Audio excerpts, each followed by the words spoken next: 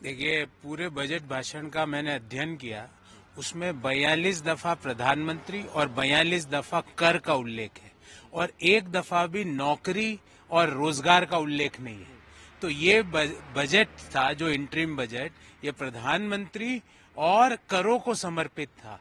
युवाओं के लिए, नौकरी के लिए उसमें कुछ भी उल्लेख नहीं था।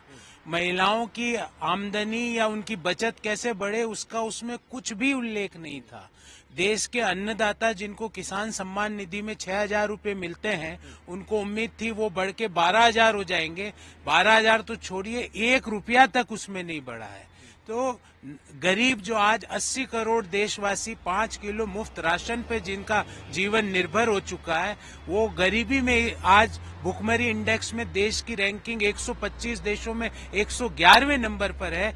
इसको कैसे सुधारा जाए, इन चीजों का बजट में कुछ भी उल्लेख नहीं था। ये बजट प्रधानमंत्री और करों को समर्पित था। युवाओं, महिलाओं, अन्नदाताओं और गरीब का इस बजट से कोई भी प्रत्यक्ष या अप्रत्यक्ष रूप से कोई सरोकार नहीं था। लेकिन जेपी नड्डा तो कह रहे हैं कि जो स्टेप है, तो हाउसिंग में तो घर तो वो बनाएगा ना जिसके पास पैसा होगा। आज जो सेविंग्स हैं देश में, हाउस होल्ड सेविंग, वो 50 साल के निम्नतम लेवल पर है। 5% ऑफ जीडीपी पे हाउस होल्ड सेविंग है, जो कि कोई जमाने में 19% ऑफ जीडीपी हुआ करता था। कंजम्पशन अपने 21 साल के न्यूनतम लेवल पर है। कंजम्पशन, जो एक्सपेंडिचर है, वो 4.1% है जीडीपी का मौजूदा वित्तीय वर्ष का, जो कि अगर हम कोरोना वर्ष को निकाल दें तो वो 21 साल के न्यूनतम लेवल पे है। और रोजगार की हालत ये है कि हरियाणा के युवा इजराइल में जाकर रोजगार करने को तैयार है, क्योंकि वो कह रहे हैं इजराइल युद्ध में मर गए तो ठीक है, पर यहाँ भूखमरी और गरीबी से मर जाएंगे नहीं। तो रोजगार, जो कि देश का एक बड़ी समस्या है, उसके ऊपर इस बजट में कोई ठोस प्रावधान नहीं किया गया। निर्मला सीतारमण कह रही है साल के लाइए ना, मेरे पास तो पूरा आज देश पर कैपिटा के आधार पे दुनिया में 137वें नंबर पर है। 137th रैंक है हमारी पर कैपिटा इनकम के आधार पे।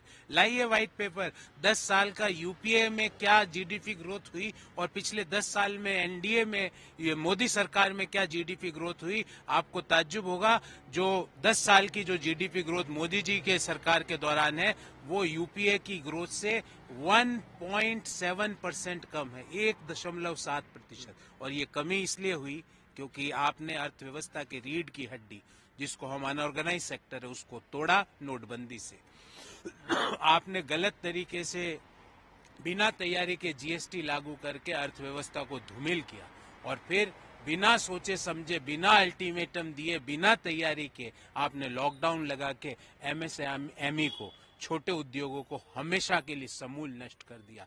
आज जब हम कहते हैं कि 7% ग्रोथ है, तो क्या आपकी आय, मेरी आय 7% से ग्रो कर रही है? नहीं।